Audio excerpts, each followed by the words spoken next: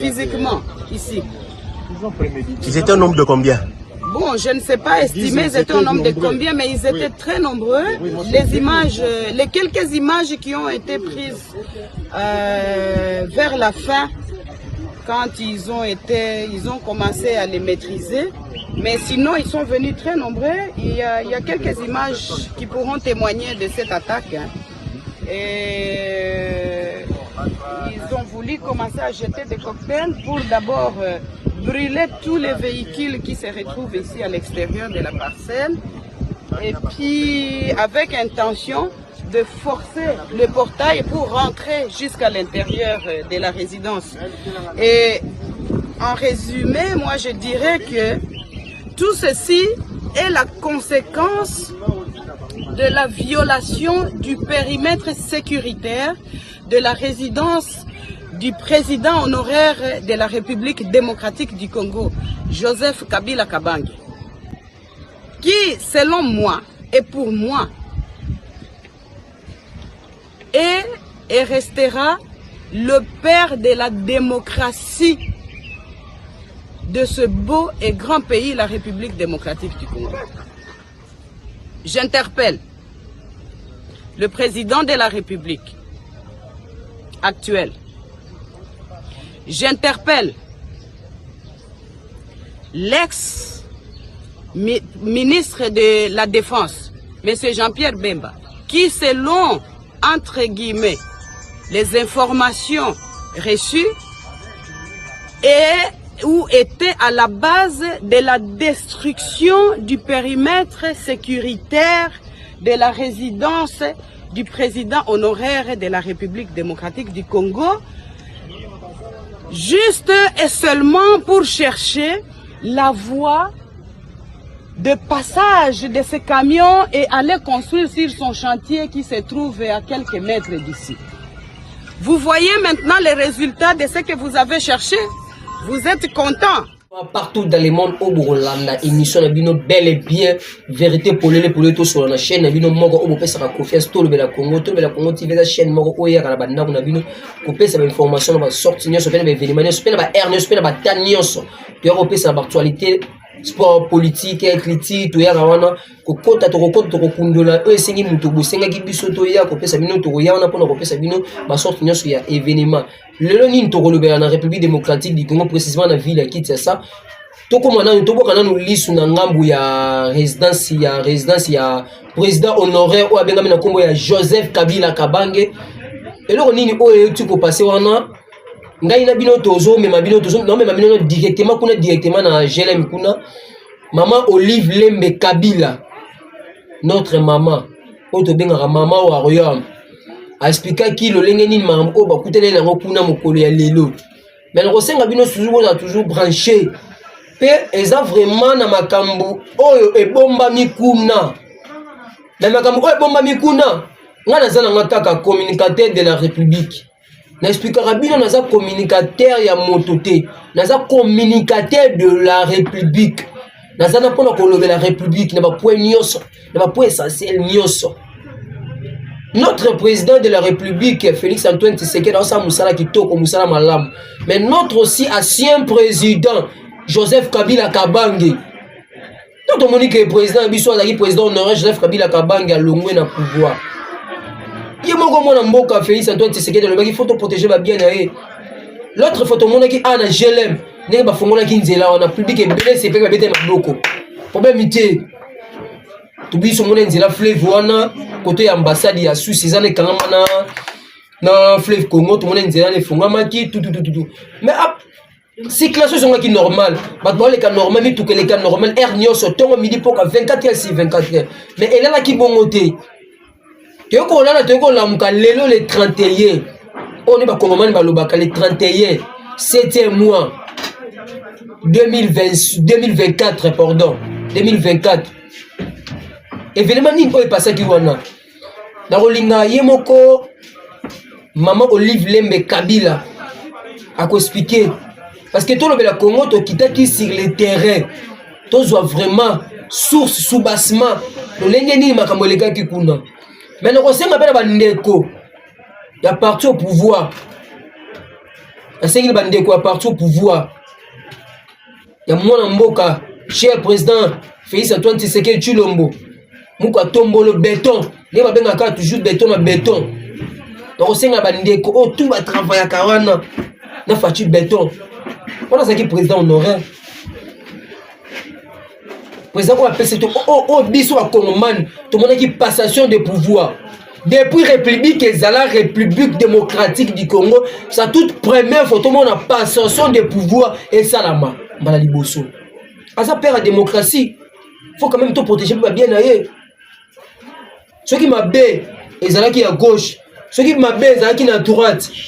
Mais tout à peine tout droit na biso bolam. Le nom Félix Antoine Tshisekedi Azam garant de la nation, notre ben o biso ba Congomane to yebi lelo na mboka na biso. Deuxième mandat na yango. Le nom na mboka Félix Antoine Tshisekedi le so atiki ebonga wana. Après ça va au moninga o ko remplacer Félix Antoine Tshisekedi Tshilombo. Est-ce que le système auto redémarrer non toujours?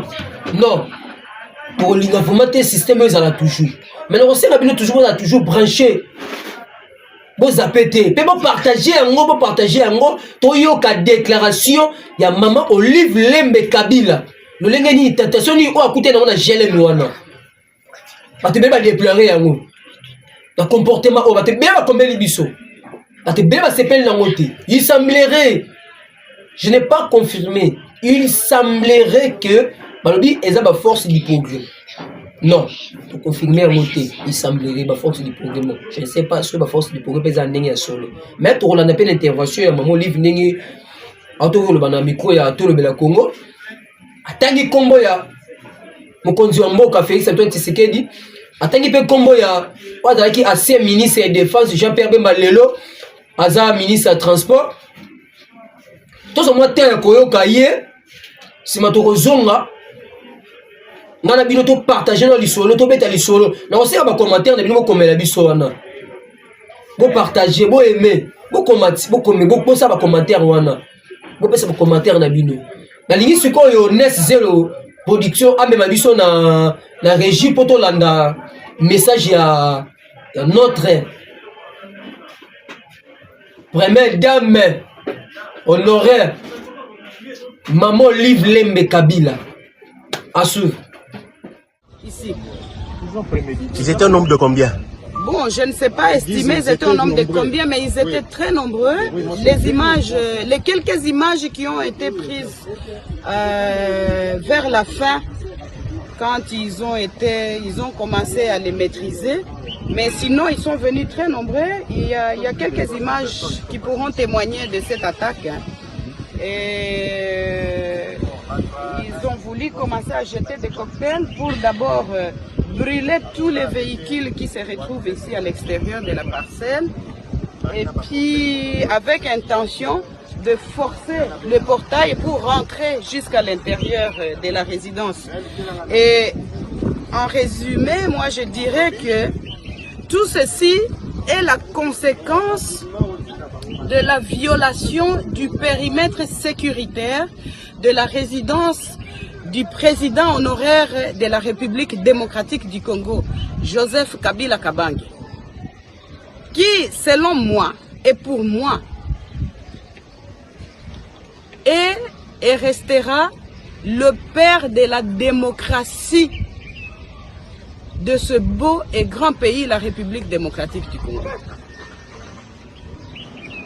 Nous allons résister parce que nous sommes dans notre pays. Nous sommes nés ici, au Congo. Nous avons grandi ici. Nous avons étudié ici. Nous produisons jusqu'aujourd'hui ici au Congo. Je ne sais pas si c'est ce genre de bandits qui peuvent nous convaincre d'abandonner notre pays et notre population. Non. J'interpelle le président de la République actuel. J'interpelle l'ex-ministre de la Défense, M. Jean-Pierre Bemba. qui, selon, entre guillemets, les informations reçues,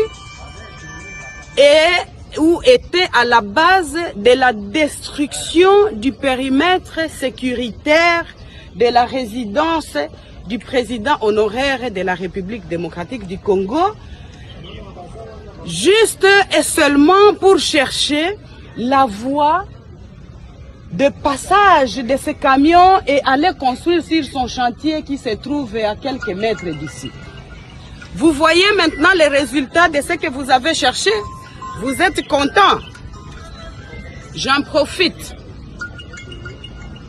pour demander à Dieu, mon Seigneur, et faire les vœux que, mon Dieu, tous ceux qui veulent du mal à mon mari, à sa famille biologique, à ses enfants, sa famille politique, et de surcroît au peuple congolais, parce que le président Joseph a beaucoup de gens qui espèrent en lui. Je vous demande, Seigneur, dans votre justice, de vous en occuper, parce que il a mal fait de rendre certains importants. Il a mal fait peut-être de valoriser certaines personnes qui, de leur vie, ne pouvaient jamais imaginer même porter une veste et avoir le respect qu'ils ont aujourd'hui. Je suis personnellement contrarié et choqué de voir que l'on envoie des missions entières, puisque ça c'est la deuxième fois que l'on vienne attaquer la résidence pendant ma présence ici, et même quand nous sommes absents, parce que nous sommes libres de nos mouvements. La deuxième fois qu'on vient attaquer, je suis là, pour, soi-disant, la mission de m'éliminer physiquement. Personne n'est éternel sur la terre de Dieu. Nous sommes tous locataires. Mais en attendant, ces gens, les cadiotistes qui sont envoyés ici chez moi ne réussiront pas de nous éliminer parce qu'ils n'ont pas le pouvoir sur le souffle de vie. Ensemble avec leurs commanditaires. Seigneur, occupez-vous de tous. Parce que moi je crois et j'ai la foi que la justice divine va faire son travail. Voilà. Si on a beaucoup de kolanda, maman Olive Lembe Kabila, ndenge ya utu koloba, tu vraiment ko expliquer. Naza na commentaire moko su ya rotia eza wana ti. Ngai ya bilo to langie vraiment na bokebi. Ngabe na ko senga gouvernement oyo ya Félix Antoine Tshisekedi Tshilombo oyo zo kama bana o ba bengi ke na mo eyo kama bana mwana mwasi mama Sumina ebi ko za mama ebi ki ba mama sika ba bibe ke sika ba mama bazali balukaka kimia na kosenga pe na ministre intérieur ministre de défense wana eza résidence ya président honoraire faut sécurité ezala normal makambo tokoki komona ngoti lelo tozomona mona mboka Félix Antoine Tshisekedi Tshilombo aza na pouvoir muka tombolo béton lobi akozala na biso te lobi tokomona mususu est-ce que makambo tozomona toyebi te tokondane te banani oyo bayaki wana na résidence ya président honoraire Joseph Kabila Kabange na GLM kuna oyo basalaki basenge basala ne bakende ko forcer soki lelo mwana mboka Félix Antoine Tshisekedi Tshilombo alonga na pouvoir est-ce que comportement oyo tokomona yango te tolingi comportement wana te tolingi comportement wana te tolingi tomona ba président na biso balongwe basali vraiment ba passation de pouvoir oyo tolingi tomona moi ki président oyo aza en vie tolingi tomona tolingi te tomona ke président oyo déjà kufa président oyo kufa oyo bana biso ba otanga histoire non tolingi tomona ke nde tomona le tozomona ke président Nabiso Joseph Kabila Kabang président jeune Azana pouvoir. C'est notre président. C'est notre président. Azana parmi ma histoire. C'est notre président. Président honoraire Joseph Kabila Kabang. Tout le monde a garde de la nation. Tout le monde a fait son toit. N'est Joseph Kabila Zala. C'est passation. C'est pas facile. Et on a passation. L'Afrique, awa, surtout Tamboli yango. Tosé belete. Tosé belete. Mais, on sait que toujours, vous partagez, vous s'abonner, vous aimer. Parce que tout le Congo, tout le Congo, toujours 24 sur 24, on a il y a information, il y a le Canada, sur la République démocratique du Congo. Vraiment, dans la mingi ya Kolobate, dans la bino tozala qui on a passé une déclaration au moment où Oliver tu Koloba awa. Bon s'abonner à la chaîne bino, partager, aimer. Na pesi mbote pe na oazaki sunga biso na caméra 565 babi mwana mukie. Mwana moko maela tonda maela na caméra nazo simba. Azo simba biso bilili, taka bilili na yezo biba 565 kiboy. Ness zelo. Babi Ness zelo toujours. Et on le belati Ness zelo production. Talakaka. Na pesi pe mbote. Le coordonnateur, directeur général, il y a LMT TV. Ici, Tibila Mapunia. Il y a toujours yo. Babi yonde makam. Pourquoi pas na 100% facture officielle? Babi 100% facture officielle. Toujours. Baza toujours. On a moussala kitoko. Nabi ke bangounia basé belé. Mais, Boubounda toujours na lit ou. Mais bato ba keli bosso baza na pambo ba obazoni si baza bila kel mabé. Tapé c'est mbote na babonné nyonso.